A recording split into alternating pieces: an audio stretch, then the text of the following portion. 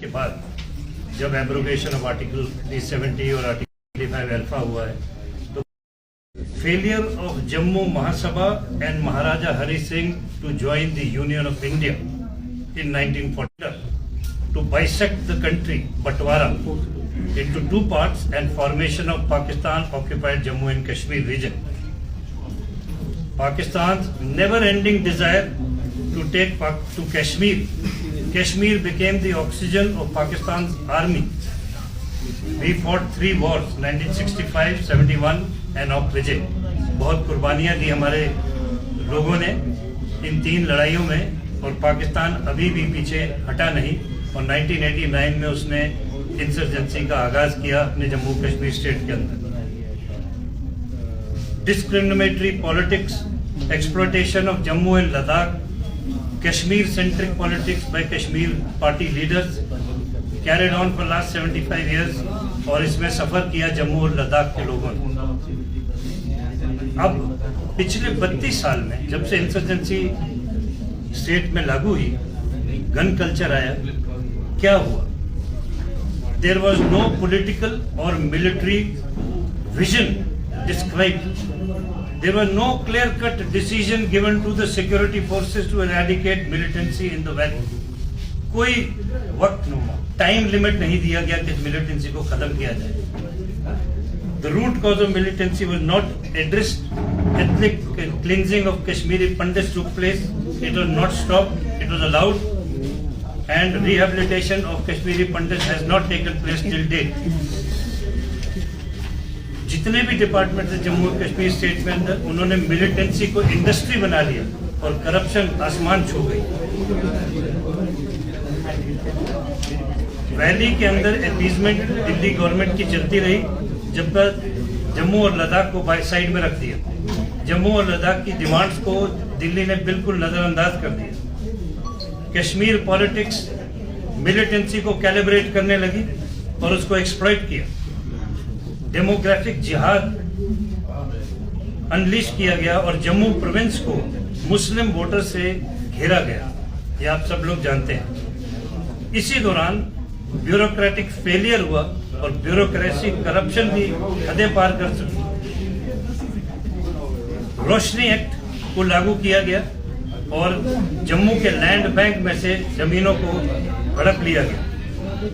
पिछले 3 साल में 5 अगस्त के बाद 2019 में जो पॉलिटिकल मास्टर स्ट्रोक दिल्ली की गवर्नमेंट ने एब्रोगेशन ऑफ आर्टिकल 370 और 35 अल्फा के जारी होने से किया, उसको अनफॉर्चुनेटली पॉलिटिकली और मिलिटरीली या सोशियो पॉलिटिकली फॉलो नहीं किया गया और वो जो झटका कश्मीर को लगा था उसको टाइम मिल गया कि अपने जख्मों को नरम पट्टी करे और वो शांत हो गया।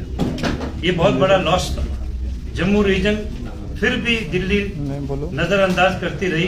पिछले 3 सालों में भी जितना पैसा इंफ्रास्ट्रक्चर डेवलपमेंट या किसी भी डेवलपमेंट के लिए आया वो सब कश्मीर जाता रहा। इस दौरान क्या हुआ? 3 मोटे स्टेप लिए गए। People's alliance for Gupkar declaration ने जन्म लिया कश्मीर वादी के अंदर, जहां सारी कश्मीर पार्टी ने मिलकर घोषणा करी कि हम कुछ भी गलत नहीं होने देंगे, हम अपनी पुरानी रास्तों पे चलने के लिए जोर करेंगे दिल्ली। इसके साथ साथ लद्दाख ऑटोनोमस हिल डेवलपमेंट काउंसिल ने जन्म लिया लद्दाख के अंदर, मगर जम्मू के अंदर ऐसी कोई हरकत ही नहीं हुई। ना कोई डेवलपमेंट काउंसिल बनी, ना कोई यूनिटी बनी। ये क्यों हुआ? क्योंकि पॉलिटिकल, सोशल और इंटेलेक्चुअल कमियों के कारण जम्मू एक दूसरी पार्टी के साथ लगे रहे, छोटी छोटी पार्टी में, और जम्मू में कोई बड़ी रीजनल पार्टी ने जन्म नहीं लिया। इस दौरान पिछले 2 साल में दिल्ली को अगला क्या कदम लेना है J&K स्टेट को इस इशू को रिजॉल्व करने के लिए, उनको समझ नहीं आ रही थी हम क्या करें। तो उन्होंने एक all leaders of Jammu and Kashmir की एक कॉन्फ्रेंस बुलाई दिल्ली में 24 जून 2021 को। वो क्या जाहिर करती थी? Political uncertainty and political deficiency of Jammu and Kashmir. 23 BJP के लीडर्स और वर्कर्स को मौत की घाट उतार दिया गया, 12 कश्मीर में और 11 जम्मू रीजन में इन पिछले 2 सालों में। हिंदू किलिंग्स अब नया दौर एक शुरू हुआ है। पिस्टल के साथ जाके हिंदुओं को मारा जा रहा है, चाहे वो जम्मू कश्मीर का हो या चाहे बाहर वाली स्टेट का हो। जो ये एक काउंटर स्ट्रोक लॉन्च किया गया है कश्मीर के अंदर, हमारी मास्टर स्ट्रोक रीएब्रोगेशन और रीऑर्गेनाइजेशन ऑफ स्टेट के बरखिलाफ। जो एडवाइजर चुने गए गवर्नर या लेफ्टिनेंट गवर्नर के, वो एक गलत तरीके से चुने गए। उन्होंने भी सिस्टम को एक्सप्लॉइट किया। वो सब कश्मीर को ही आगे कर रहे थे और जम्मू लद्दाख की तरफ उन्होंने नजरअंदाजी करी। एक्स चीफ मिनिस्टर्स, मैं नाम नहीं लूंगा, आप सब जानते हैं, एंटी नेशनल स्टेटमेंट्स बनाते रहे हैं हाल में 1-2 महीने पहले, और दिल्ली ने उनकी तरफ कोई एक्शन नहीं जारी किया। जम्मू प्रोविंस इस दौरान वहीं का वहीं पड़ा रहा। जम्मू के अंदर 2 आवाजें उठी कि हमारा जो स्टेट अलग बनाया जाए या यूनियन टेरिटरी जम्मू अलग की जाए। मेरी समझ में ये कार्रवाई सोच समझ के नहीं बताई गई। बहुत जल्दी में जम्मू ये स्टेप ले रहा। जो डोगरा की स्ट्रेंथ है, जो ताकत है जम्मू रीजन की, उसको प्रायोरिटी पे आगे नहीं किया।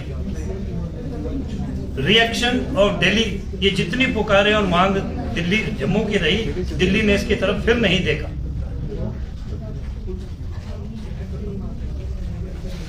इसी दौरान जम्मू की नाक के नीचे डेमोक्रेटिक आजाद पार्टी ने जन्म लिया है।